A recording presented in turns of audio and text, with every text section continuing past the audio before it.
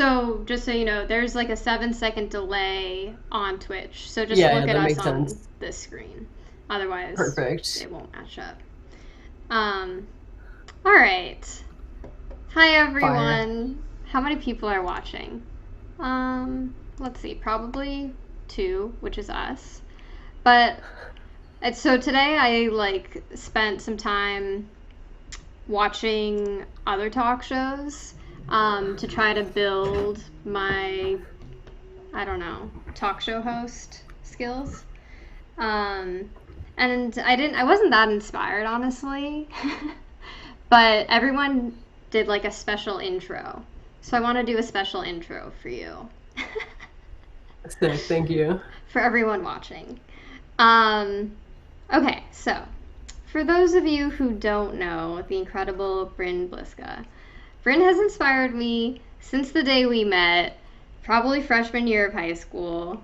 She's like the most brilliant, accomplished musician, engineer, producer, composer. She literally does it all. Not to mention neuroscience and technologist. I was like, do people call you a technologist? I feel like that's really reserved for academics. Like if someone Oh. tried to call me that, I'd be like, that ain't me. But I'm not Okay. averse to it. Okay, so we won't go with technologist. Um, but yeah, so Bryn and I went to high school together. She obviously left a big impact on me. Although we haven't caught up in so long, so I'm really grateful that you were open to doing this on Twitch. Hell yeah. For all the fans and just, I think people enjoy watching human conversations, um, Definitely. even if we're on other sides of the country. Bryn is in For Bed-Stuy, sure. Brooklyn. Is it cold there Yes. right now? What's the weather like? It's been pretty nice. We had that big snowstorm last week that was like every time there's any kind of snowstorm, my mom who lives in California tells me like what they're saying about it on the news. And it's Yeah. always like biggest storm of the century kind of shit. Of And this course. time it was kind of significant. We had a lot of snow, but since then it's just been like a nice winter vibe. Oh, that's good. I'm jealous. Yeah, I love when it rains. It's been raining a lot here in San Francisco, but that's good. yeah, I could always use more. Um, but so, okay, I have a ton of questions, but I Sick. figured since we have like 10 years to catch up on, we should start where we left off. Um, I did go to your Spanish awesome, class. yes, Spanish. That's Wait, what I was what? thinking about. I was like, I remember sitting in Pilar's class, like watching Pilar. crazy ass movies, like the one with the hands, and like Yes, reading a bunch of shit. That's like, I feel like that was our main academic overlap. you're right. Were you in Ani Yancey's classes? I remember hers. No, I think we only took Pilar's classes together. Oh my gosh. Wow. That is Grade such a 10. Yeah, throwback. That is such a throwback. truly. Um, so I was looking at your website just because I wanted to make sure I was aware Sick. of everything. Um, and I know that you've always like had just this like incredible gift of being so talented at both music and like math and science. That's kind of a unique pairing, but it makes sense, right? Yeah, definitely. I feel like a lot of people I meet in the art community, like either are super like STEM and music, or they're like very creative, very humanities and music. And then Mhm. there's people that kind of do it all. But I'm definitely like, it's funny because in high school, like I didn't really think of myself as like a math and science nerd. Like I really enjoyed all my classes pretty equally. I think because most of our classes were just really great. But then when I got to college, I was like, oh, I kind of prefer these kinds of classes. Like I took a lot of music and then obviously a lot of science and math. So Right. that was when I sort of started to pigeonhole myself, I would say. Interesting. And so I saw that you were a neuroscience major. How did you get into Yes. neuroscience?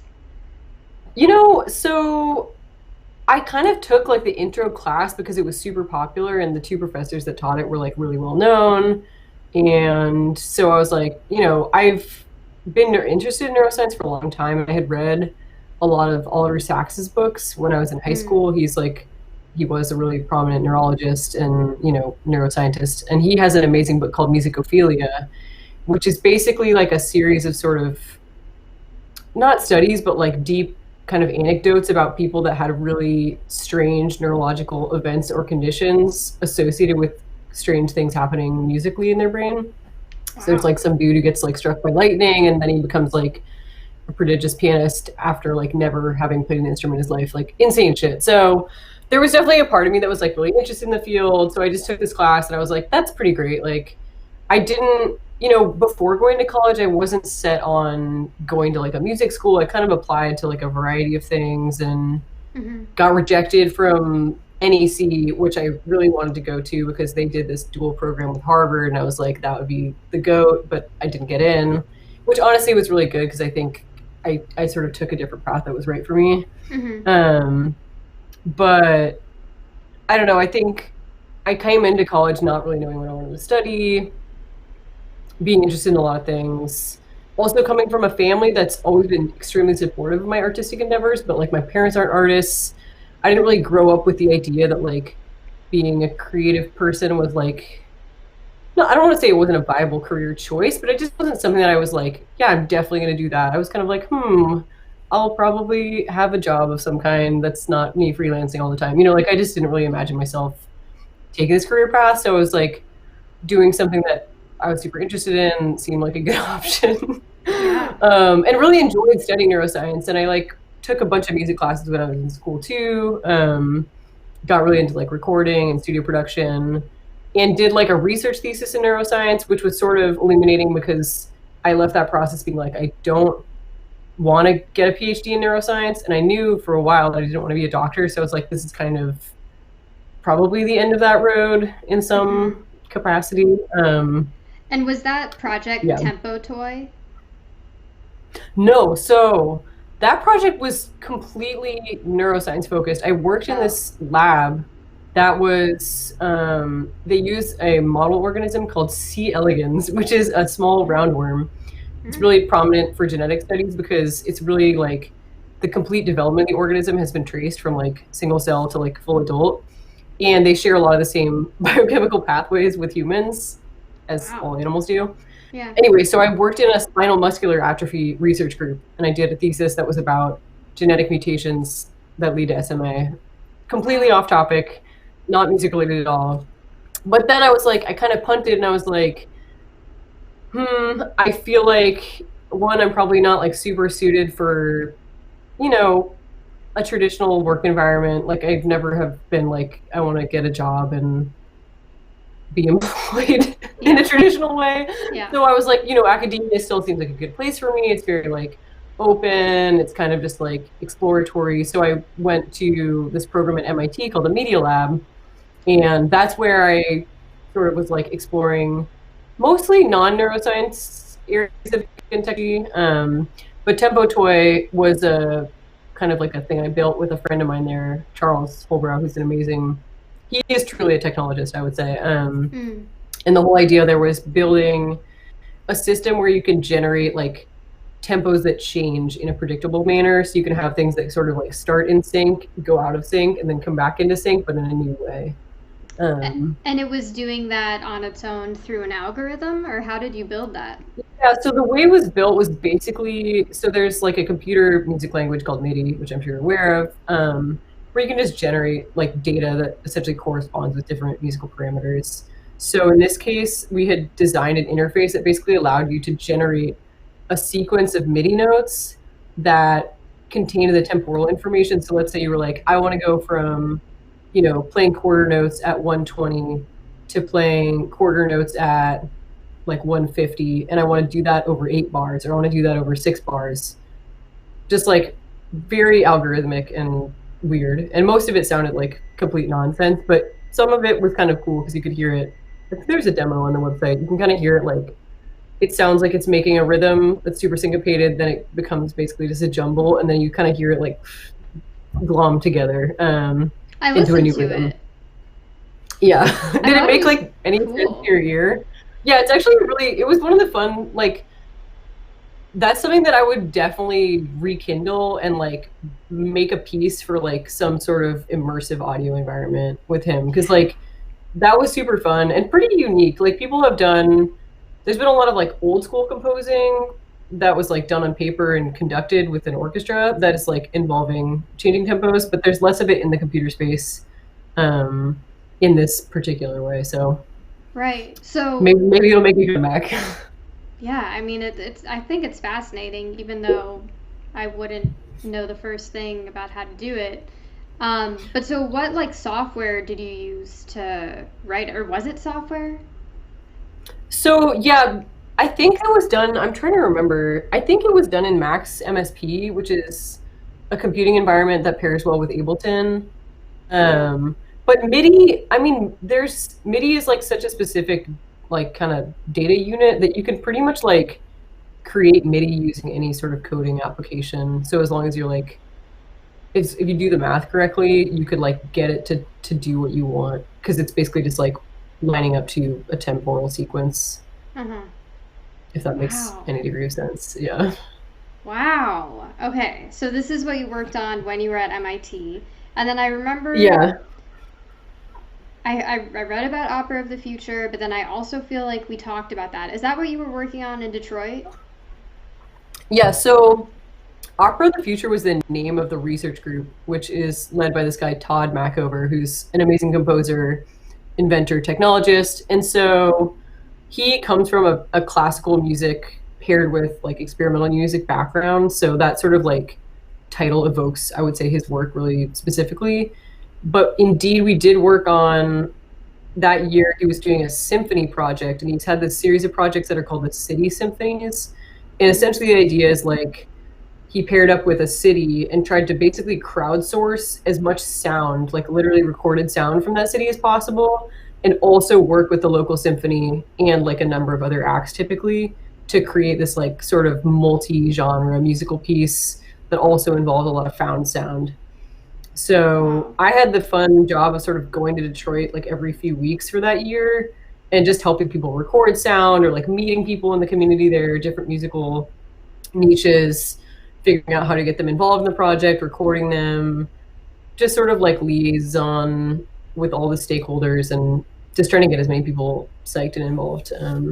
That was really really awesome.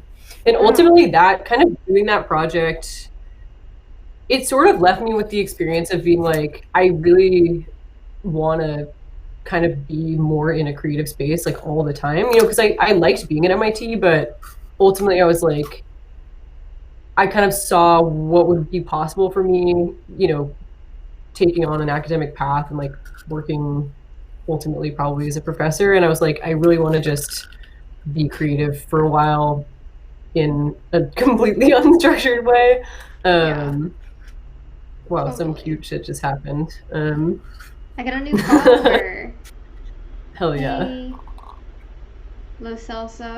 Um, Um, but yeah, so then wow. I like dipped after a year and just went crazy. Damn, wow. It's so interesting. I mean, and this was like within 2 years of graduating undergrad.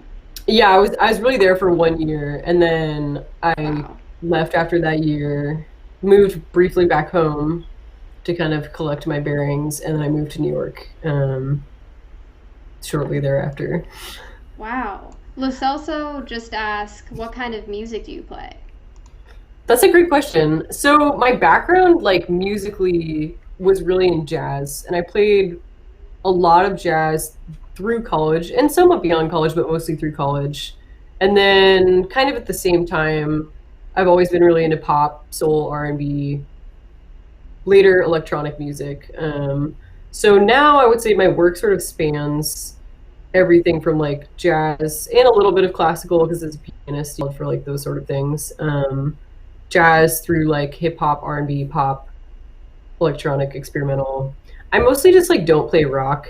I'm not a That's where you rocker. I draw the do have a line. guitar and I like can kind of play, but I think to be like a true like rock producer, it's a very guitar oriented genre, and like my Mm. strength is pretty much everything else. So, or that's really overstating it. My strength is like playing keys, vocals, and like programming shit on the computer, which does not really lend itself to guitar. So True, true.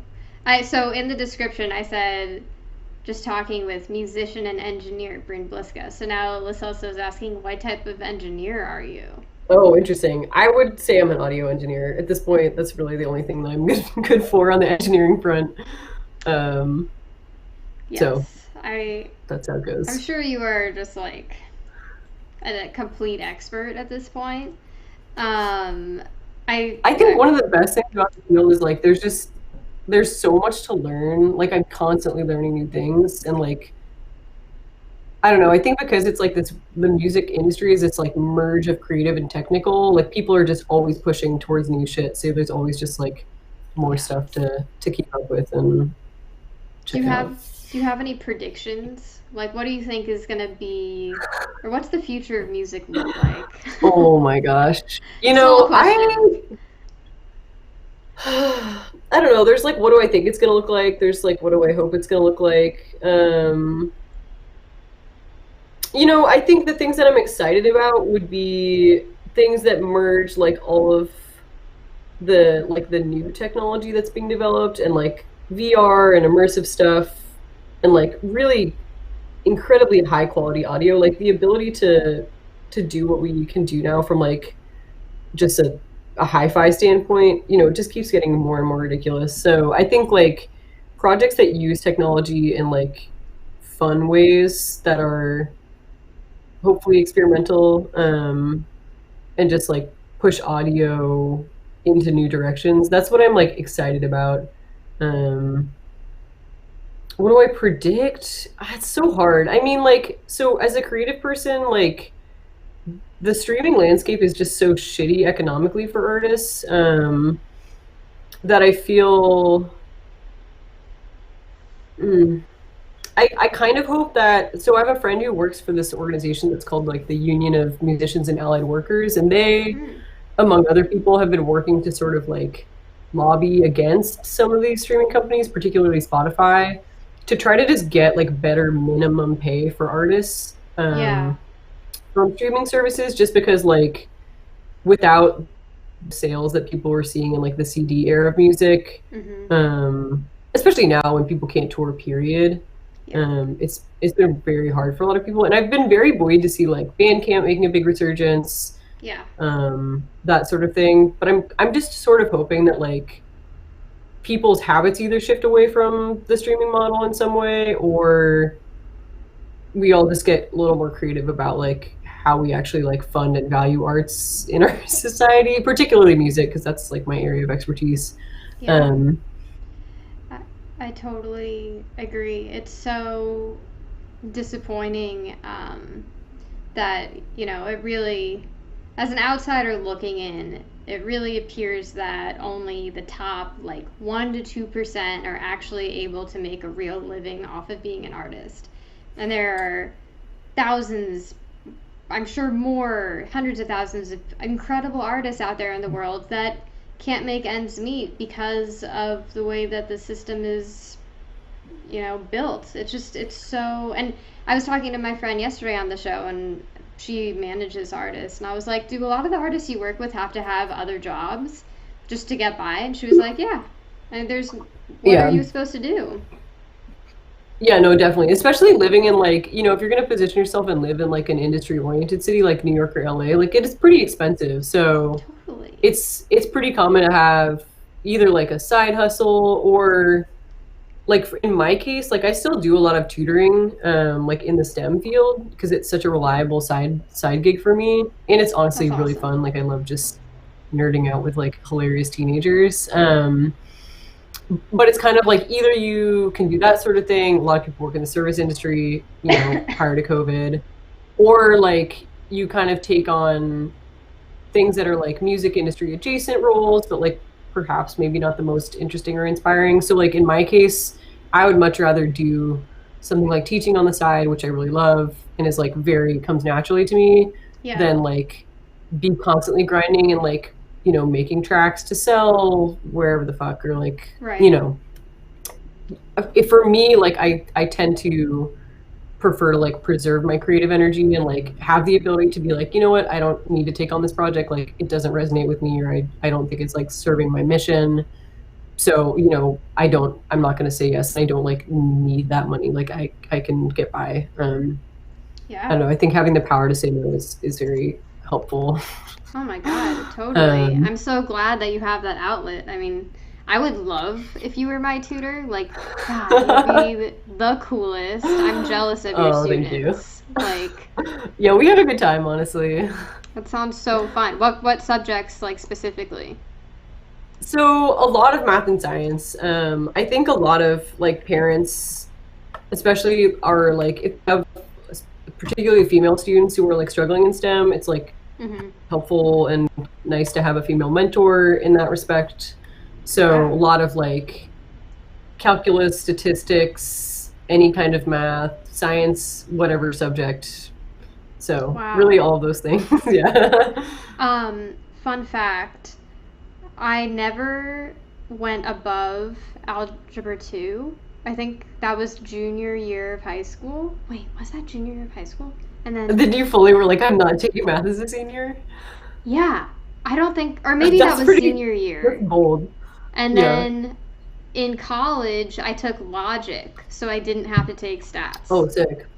And I Word. graduated like that. That's amazing.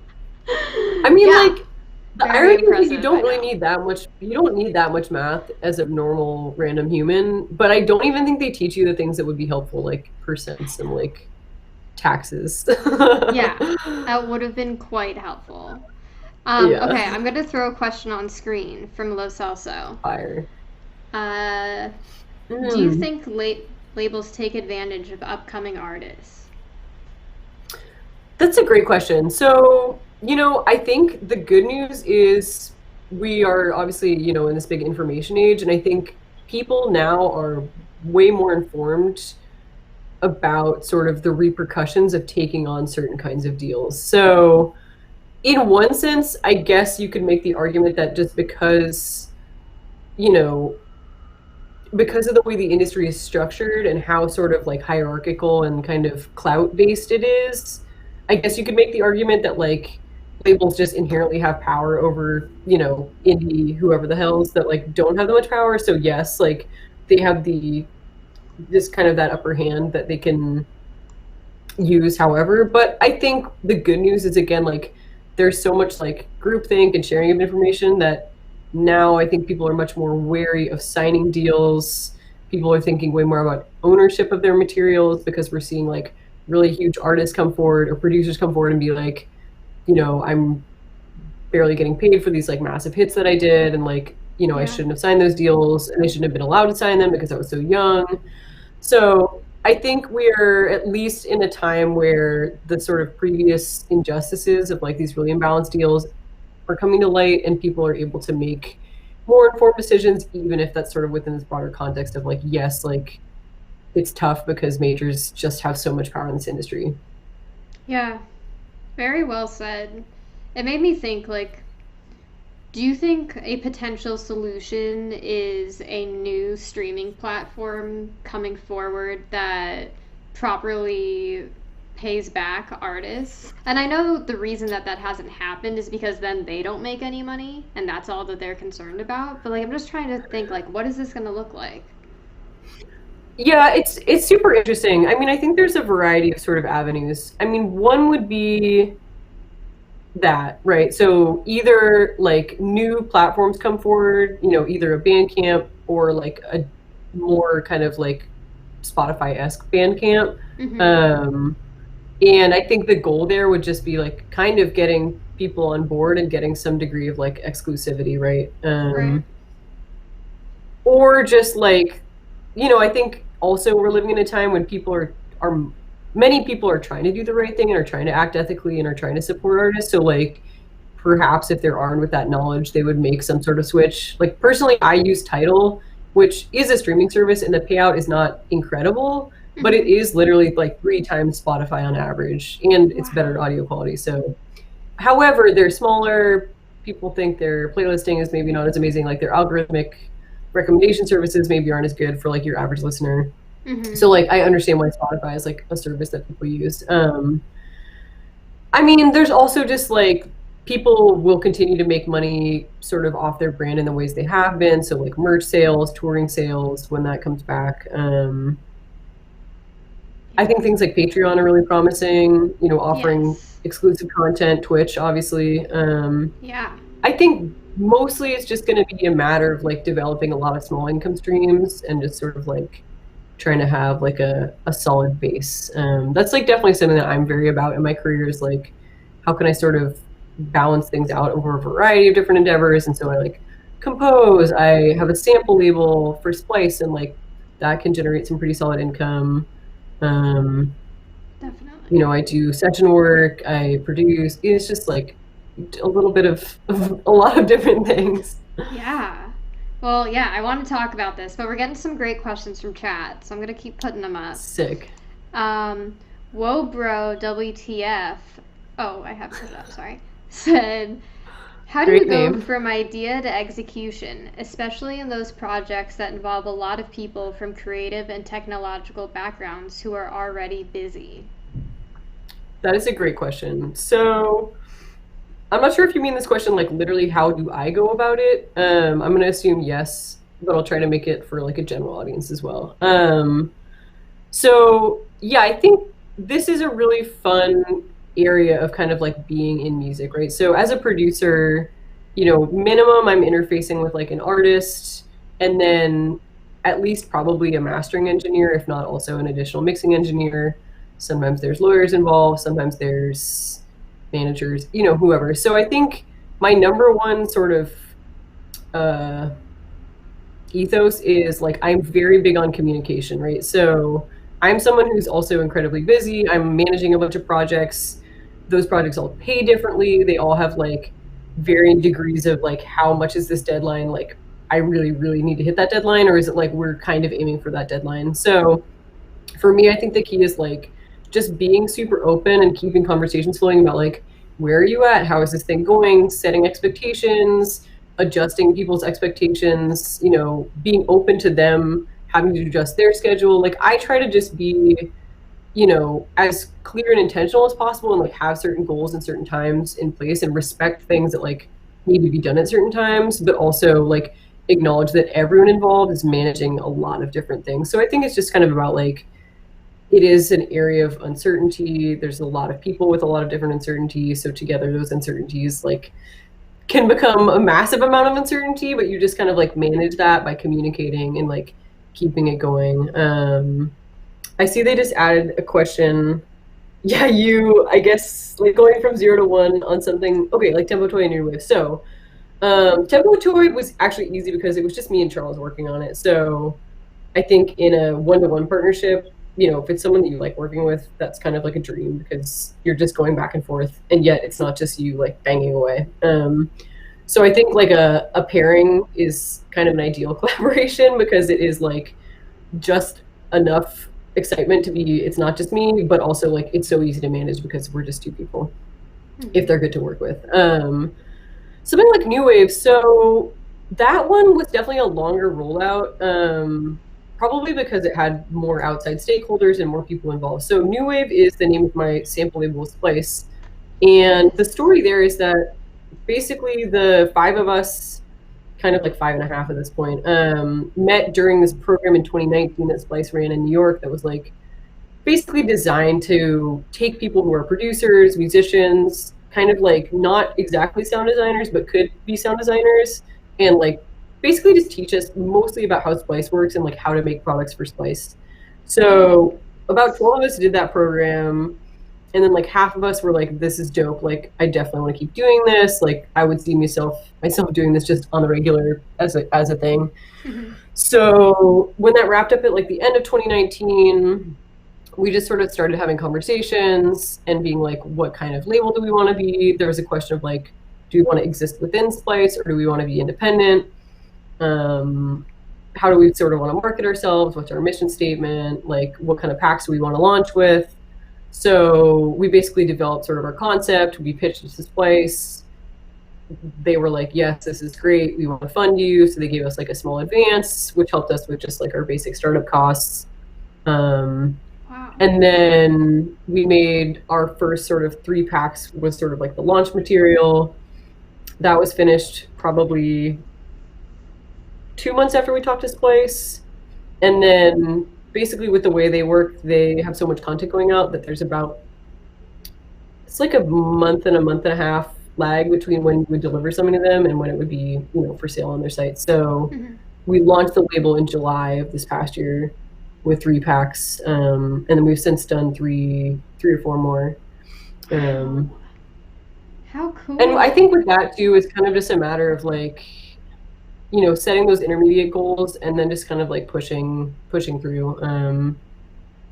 And so the 5.5 of you, is that like a full band, or are you all producers? Like, what are the different roles? That's a great question.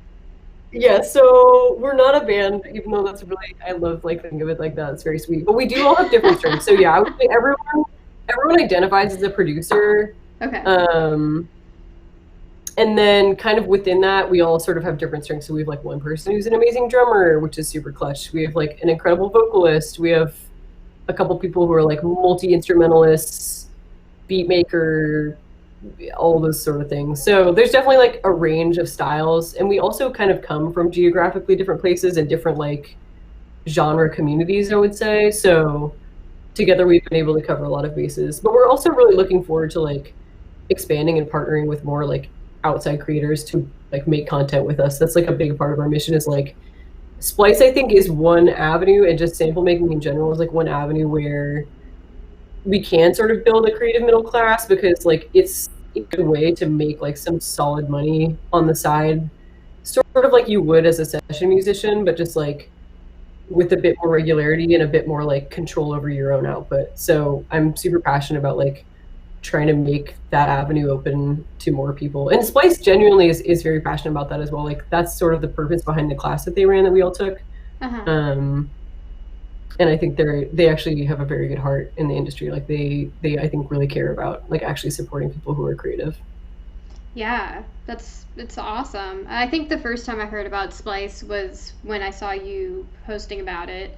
But I recently saw that Dorian Electra got like creative of the year or some award, and I was like, that's so sick. I had no idea Dorian was on Splice as well.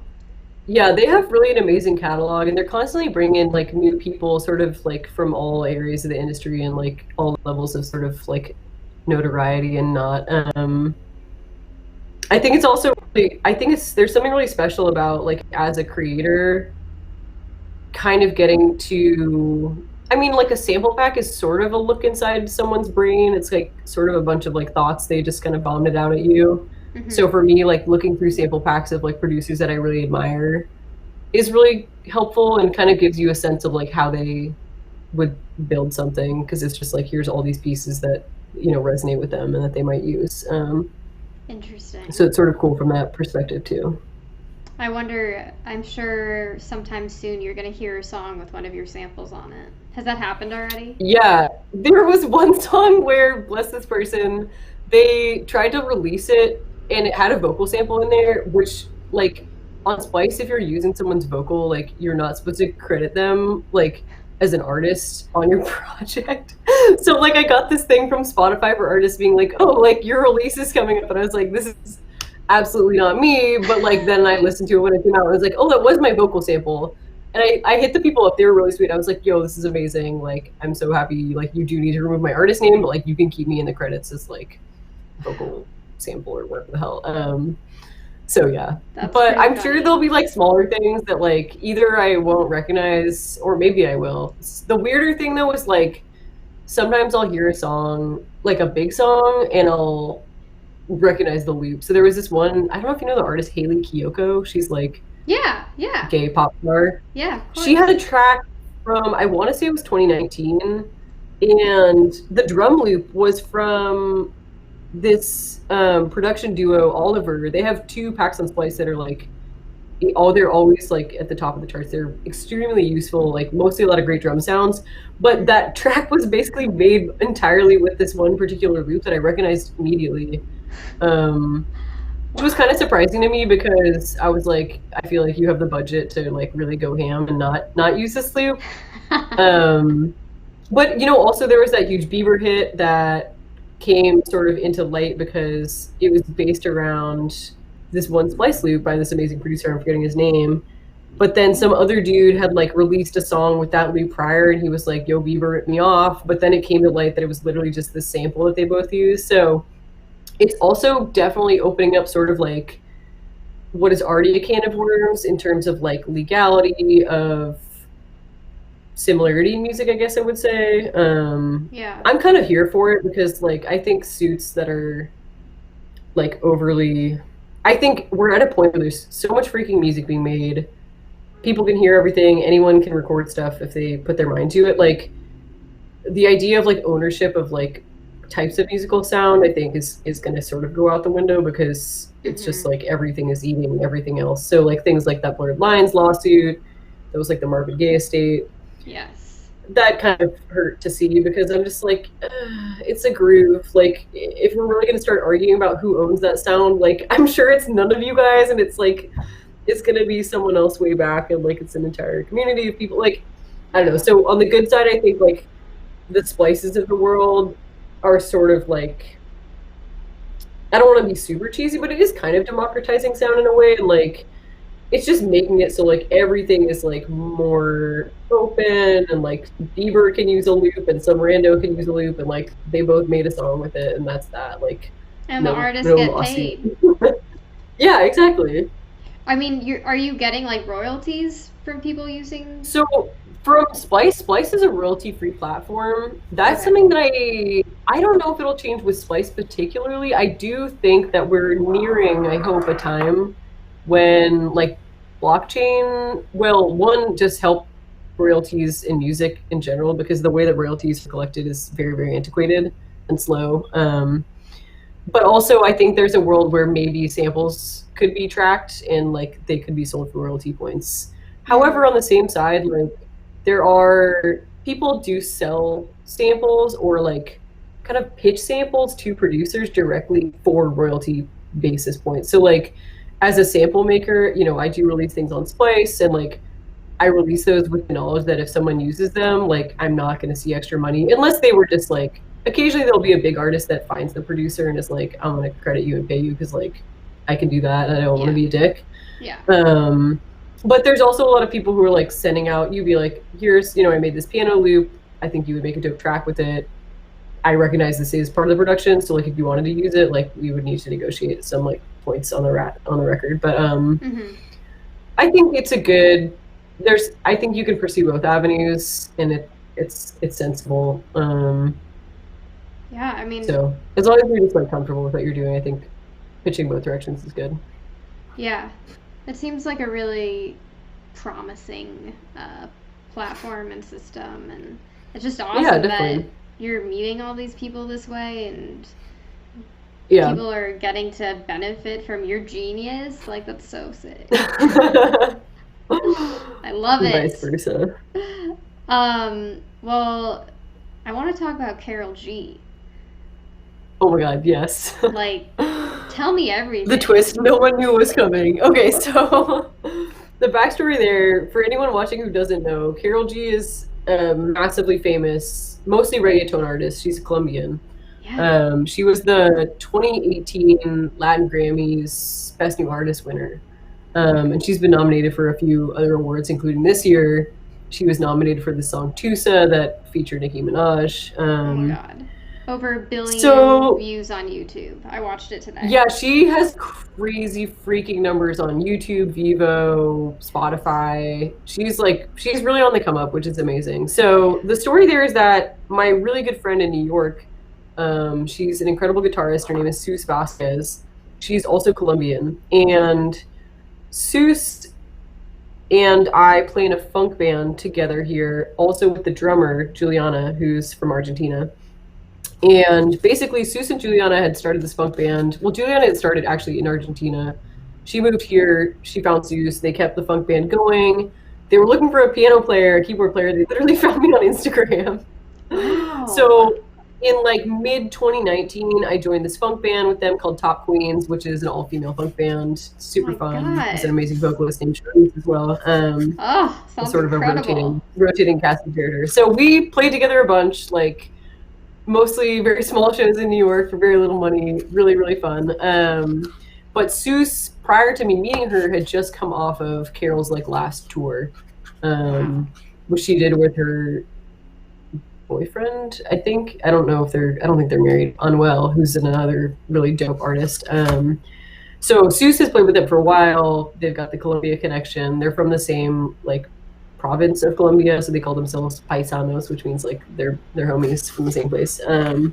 So I don't really know beyond that. Basically, I got like a WhatsApp message in maybe September being like, yo, Karol's playing. This is from the music director, who's basically like manages the band, does all the arrangements, like anything having to do with the live music. Like he's the point person.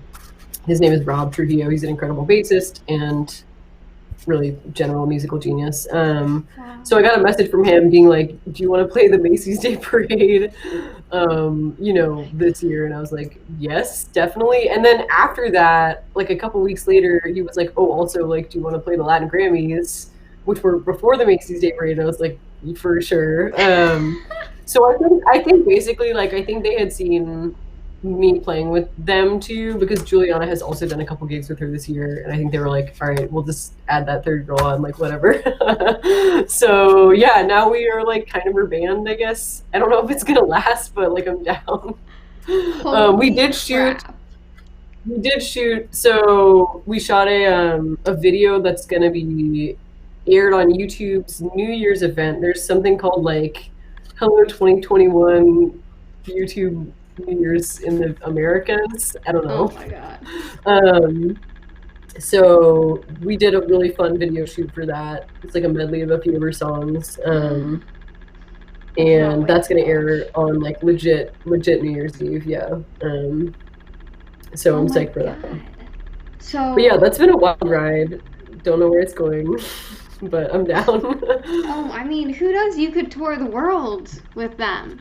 Yeah, that's kind of the thing, is I'm like, if they did want to take me on tour, that would be really, really fun. So I have to sort of hold off like doing things like getting a dog or Yeah. Oh my gosh. Wait, so live out the rest of my 20s in yeah. a crazy way. Are Seuss and your other friends also playing? So it's like Yeah, so basically like the funk band is Oh, go now Karol G's band. so it's just me and the guitarist and the drummer that have sort of like been picked up by Karol G's people. The rest of the funk band, so the lead vocalist and one of the background singers, they're always, I would say they're like part of the core band. And then the horn players, there's a few people that we play with all the time, and then there's a few people that kind of rotate in and out. I feel like that's part of the nature of big bands, especially in New York, is just like normally people are all free all the time. So like you're like, oh shit, this sax player can't do this gig, let's call this other person. And that's kind of the fun, because you do grow your community that way. You get to play with new people, but it's helpful having like mostly the same rhythm section, Yeah. because then like it's easy for everyone else to learn the arrangements and stuff. Yeah, and I mean, getting to play shows with people that you're comfortable with, and like you already. Yeah, I think that's kind of the other reason that they like called me for the gig, is like, since I play with them all the time, they're like, it would be easy to like make a good band for Karol if these people already play together all the time and like they have a great musical, vibe. Yeah. So Wow. I guess they just don't care that we all live in New York, and like she's based in Miami, so now we've just been going to Miami all the time, but like you're gonna get flown around. I'm not mad at it. I was super nervous the first time I traveled, and I definitely would not have done it if it wasn't for the Latin Grammys. But yeah, I was like, I can't not do this. COVID. Like, at least I was like quarantined in my hotel. Yeah, I mean, it looked unbelievable. I was so into the set. I mean, everything about it's just so cool. I do have a question. Yeah. So I found out about Karol through you, and I want to know, there might not be an answer for this, but why is Rosalia more like popular in the States than Karol G, because Karol has way more Yeah. like twice as many followers on Yeah, Instagram at so least. this is super interesting to me. So, I mean, I guess the first thing I would say is like Karol is someone who so she originally was on the X Factor, and that's how she like got sort of her start, I believe.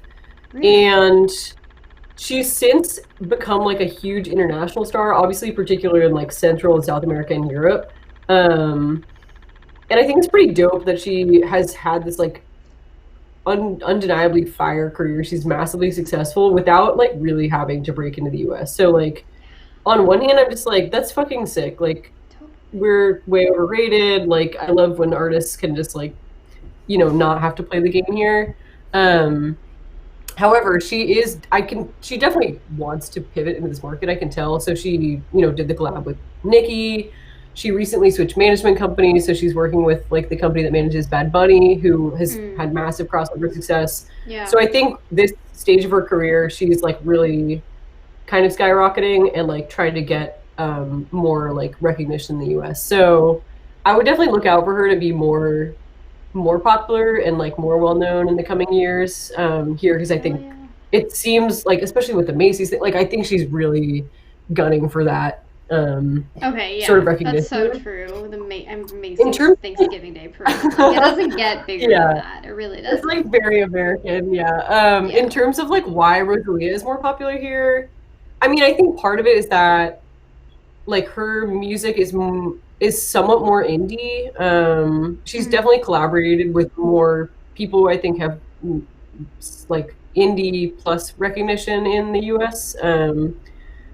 Sonically, Karol is like very reggaeton and very kind of in like the Latin pop and like pop trap world. So I feel like that's just not a genre that like has quite as much like listenership or cachet in the US yet. So I think, she'll keep crossing over. But I think the good news is like, it's obvious she doesn't need the US to like give a shit. It's interesting, like she has this huge song right now called Bichota. And I was looking like, if you look at like the global top 10 for Spotify and you exclude the US, she's like in the top 10. It's only when you include the US that she's not. So I guess that speaks to both like how much music is like listened to in the US and also just like how we're sort of a bubble. Totally. So yeah, I'll really be curious to watch her, keep crossing over and see how that goes, because I think it'll be fun for her. Yeah, and for you. I mean, it really, there's something very like cosmic and like fate about you meeting this woman, and like, because I'm sure you're still like fluent in Spanish, right? I am. My Spanish is still pretty good. What I've noticed is like, I can pretty much understand everything that's said, and I'm getting better at speaking. Like every time I go to Miami, everyone around me speaks Spanish basically the entire time. So I'm like getting better and better in these small doses. And with my friends here, like when we're hanging, like they'll speak in Spanish. So it's back. Like I can hang, which is good. Yeah, and you just have like the perfect musical background. It's like the puzzle pieces just fit, Yeah, it's pretty fun. So I'm so happy for you. It's so Thank awesome. You. Yeah, it's super dope. Can't wait to get out of this lockdown and just I know get back to it. Go to a big ass concert. Yeah. Oh man. What was your last concert before COVID? That's really interesting. So, I played a number of shows in, I guess, really like January and February this year. They were all like pretty small and fun. I did one with a funk band. I did a solo show. Actually, I think I did 2 solo shows. I did one with Ariana. And then the last one I did prior to the lockdown was with my friend Mena, whose artist name is Ushamami. They're incredible. And so she had a gig at the Brooklyn Museum that was on, I want to say March 7th, for this like they had these first Saturdays parties where they would feature, local artists and all this shit. So we played that. I think that was like maybe it wasn't a Saturday. It was either the weekend before lockdown. No, I think it was a Saturday, because March 13th was a Friday, and I remember that was the last day I took the subway. Oh my gosh. to Oh, like go teach someone, and I haven't been back on it since, which is kind of nuts. wow. That's It's impressive. pretty wild, yeah. That is very, wow. That's so crazy to But think of. that was a fun one to go out on, I guess. Good. And then there's been this Carol stuff, which has been like a whole other vibe. Yeah. You're And the very exception to like, the rule. yeah, a lot of COVID testing. The Latin Grammys, honestly, they were super. I have to hand it to them. They were very COVID conscious to the extent where, like, everyone to even like enter the building, we had to be like PCR tested the Wow. night before that we were gonna go, and they like had the machines like basically on site, so they turned around really fast. Uh But huh. like during the day that we did the shoot, we like we ate lunch, but we had to sit at like opposite ends of like these long folding tables, and there were signs that were like, while you're eating, you can't talk. You can't talk while you're eating because you're gonna spew Oh my potentially COVID god. particles. And I get it because like, the test isn't 100%, and like Yeah. you the last thing they want is like a headline like Latin Grammys is super spreader event, but it Right. was definitely a trip to be like, this is hopefully a once in a lifetime experience that it's like truly, truly wild Yeah. to be eating in silence here, like in the American Airlines Miami Heat Arena. Like, it's so strange. To go and Yeah. play live at the Grammys. Like, what the fuck? Yeah. That It's during a crazy. pandemic. That is so Yeah. insane. Yeah. Wow. It's been weird. Wow. Well, speaking of uh, pandemic stuff, I guess, or just like 2020 in a nutshell. What were your favorite releases this year? Like, who are you vibing with? What's Yo, your that's a great question. So it's been an interesting year musically. Like, I feel like I've kind of been, I think I really go through phases where I'm extremely consumptive of music, of new music in particular. And mm-hmm. then I kind of like go through other phases where I'm like, my head, I'm not really like on the pulse. And I would say kind of this whole year I've been a little bit off the pulse. Not for any particular reason. I just feel like, I don't know, I haven't been like glued to sort of the release radar kind of situation. That being said, there's definitely been a lot of music that I really enjoyed. Obviously, like Charlie's early drop, I loved her album. Me too. I think she's iconic, and I love A.G. Cook and like all the PC music folks. Same. I'm literally pulling up my title to see what's in here. Recently, okay, PJ Morton. So he was in Maroon 5, incredible pianist, like gospel musician, multi-talented. He's released like honestly like several albums this year. He did like a Christmas album, a gospel album. The gospel album is freaking dope. Highly Wow. recommend that. It's called Gospel According to PJ. Okay, Phoebe Bridgers. Oh my god. My whole mood, my whole life. Yeah. Tierra Whack has had a bunch of dope singles. She had this one called Peppers and Onions kind of recently that I absolutely love. Ooh, I haven't heard it Obsessed yet. with Megan Thee Stallion's new album. Yeah. So good. Um, some of these I'm like, did this even come out this year? Like, how was that this year? The I'm a other big fan of 2020. this artist named Nils Fromm. He's like a pianist composer. He put out a live album super recently. It's very beautiful. Wow. I do like Ariana Grande's record, Yes. James Blake's EP. A lot of releases by my friends, like things that wouldn't be like on a massive radar but are really dope. Um, guest star. Hey.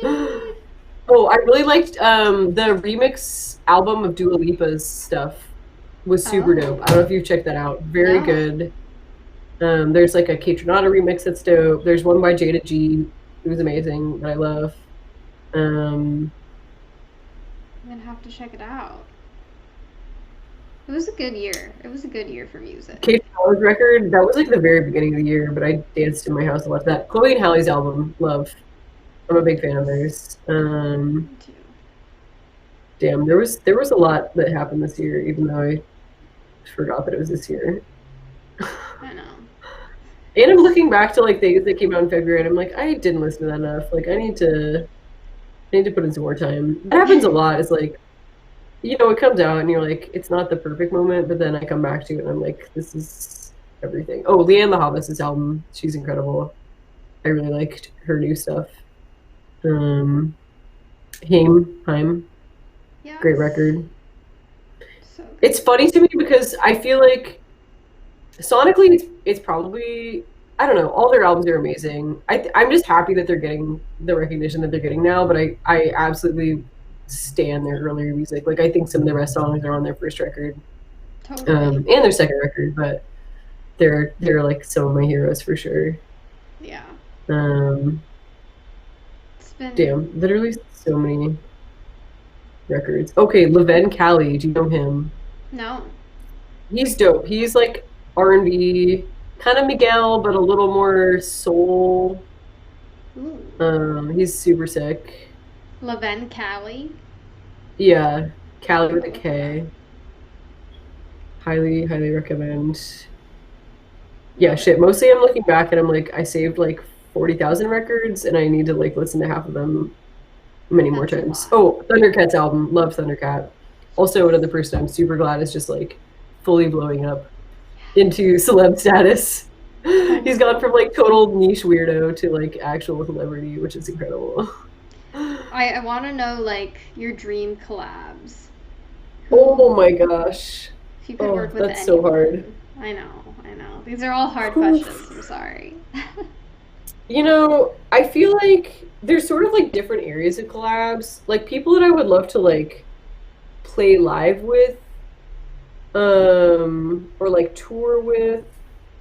I definitely love people that are in the R&B space. So like Jasmine Sullivan, Leanne LaHavis, Tori Kelly. Like if I could tour with her, she's a crazy dope singer.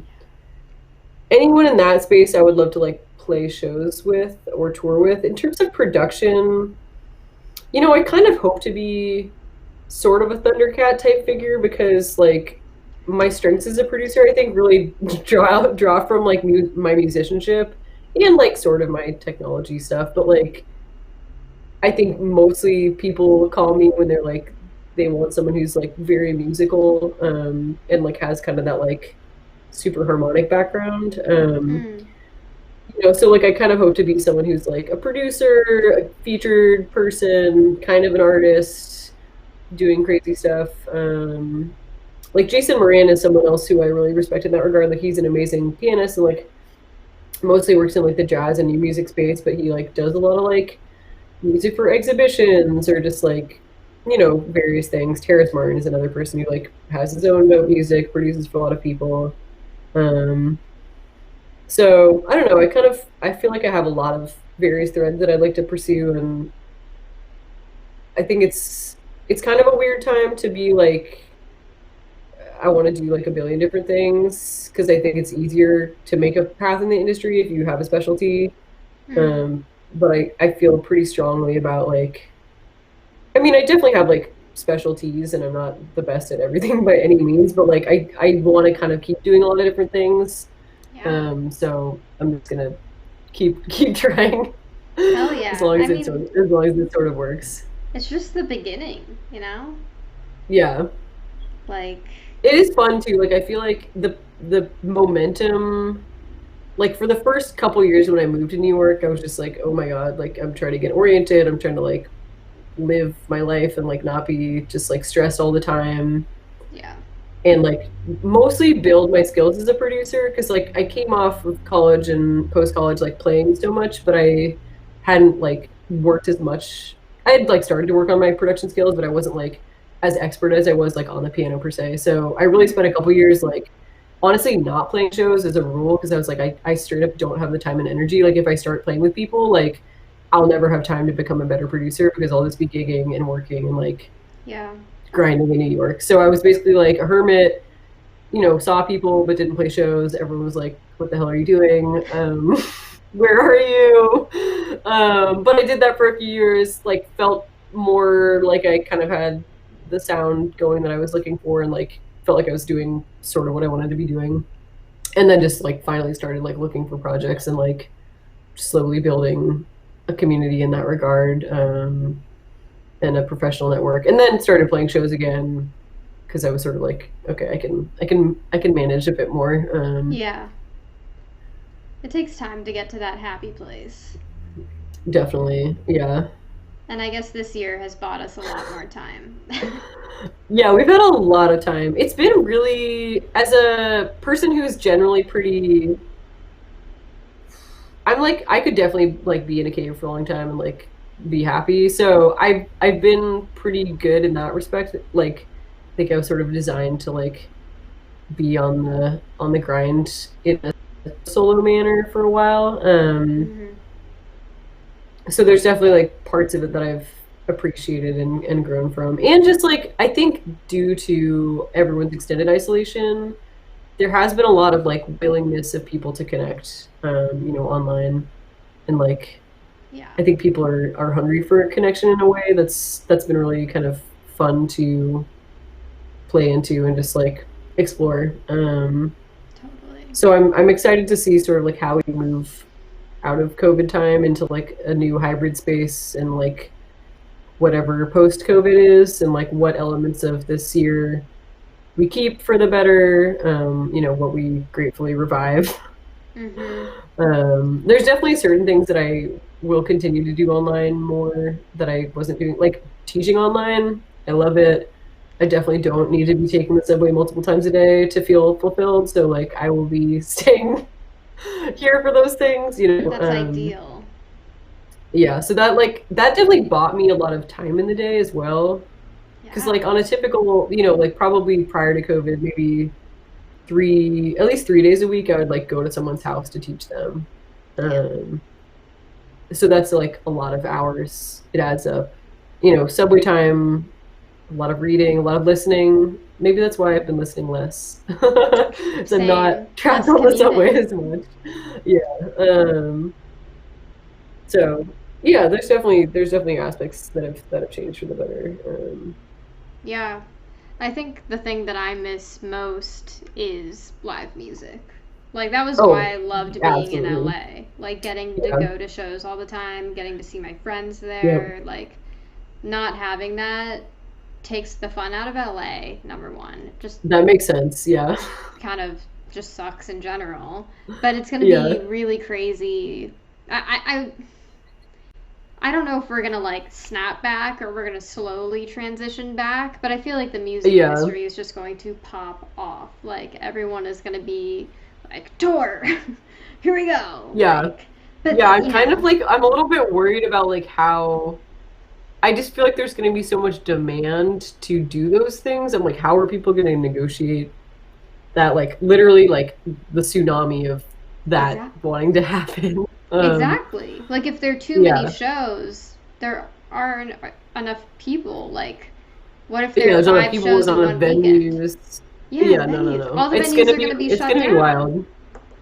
It's Yeah. yeah, it's gonna be On the other really hand, though, I'm crazy. like maybe it'll be counterbalanced by people just like forgetting like what the pace of life used to be. Like part of me is afraid. I'm like, are there things that I'm just like losing, like things that I used to do, or like habits, whether for better or for worse, like are there like ways where I'm sort of permanently changing through this time? Mm-hmm. I don't know. It's kind of a trip to think about. Oh, I've permanently changed.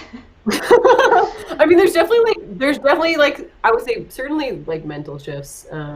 Yeah, that's actually But what I I'm wanted to mostly talk I'm just like, about. what are the ones that I'm not thinking about? Like, what are the ones that I haven't even realized are happening? Right. I don't know.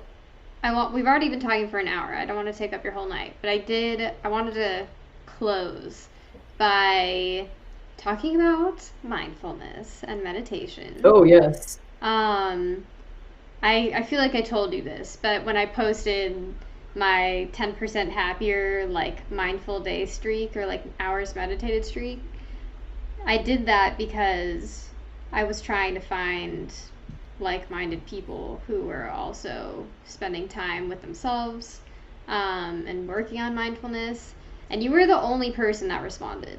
And I was like, wow, That's crazy. Bryn is the Damn. I'm homie. really I should have surprised. known.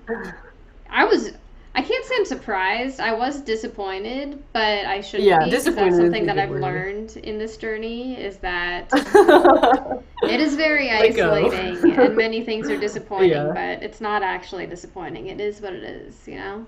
But I'd love to hear about like your journey and experience with mindfulness and meditation. Yeah, definitely. So I think I'm trying to think about like how it sort of first crossed my path. And honestly, I think that mindfulness came into my knowledge field via neuroscience. There's a lot of amazing work, obviously, that is dealing with like the neuroscience behind mindfulness and all that stuff. And I had one particular professor who I loved who taught a number of my classes in school, and she was big on mindfulness in general and actually would like begin our classes with like meditation. Wow. So kind of since then it's been on my radar. And then I would say like post college, I was kind of like in and out of practicing meditation. Um, and then my mom got me a subscription to 10% Happier, I think 2 years ago now. Um, and I think particularly like this year, I mean, there's always been something to be stressed about in life. There always will be something to be stressed about. For me this year, I think my mindfulness practice has been a bit different because I think previously I would try to like quiet my mind after mostly like being in Manhattan and New York and just generally feeling like it was like experiencing a lot of input. And this year I feel like it was interesting because like the type of input that, I and we were dealing with was like mostly coming from different media. So it's like on the internet or just like knowledge, social media. So I feel like the shift for me this year was like sort of learning how to, I don't know, manage, handle, just like have it happen, just like all of the craziness of, COVID and all the like political and social turmoil that we've all been going through. So I don't know, for me, like I feel like I have some sort of mindfulness throughout the day. And honestly, playing piano in a non like I'm working on something context for me also feels like a really mindful exercise because it's like it's one of the few things that I do where I'm just like nothing else exists. Like I'm fully just doing this and like Yeah. that is my entire state of being at that time. But yeah, I'm sort of surprised more people didn't respond. I feel like I'm kind of blessed in the fact that like through neuroscience and maybe through music as well, like I feel like I've come into contact with a fair number of people who are interested in mindfulness, and or like yoga, which I'm kind of a practitioner of. I'm not like great at yoga, but I was like, I would say growing up, I had no concept that I would ever do yoga, but I got into it sort of like after college and was like, oh shit, like I really get why people do this. Like this is really amazing physically and mentally. Yeah. So I feel like with mindfulness and with everything, like I try to just be I can be very routine oriented and I can get like a little bit too fixated on doing all the shit I need to do or like having these things that I'm like, this is what's gonna make me good. But I've been trying to just be like, you know what, these are like the bag of things that I can pull from to generally cultivate a somewhat healthy and balanced life, but not Yes. like stress any of it too much. So yeah, but 10% Happier I generally think is a great app.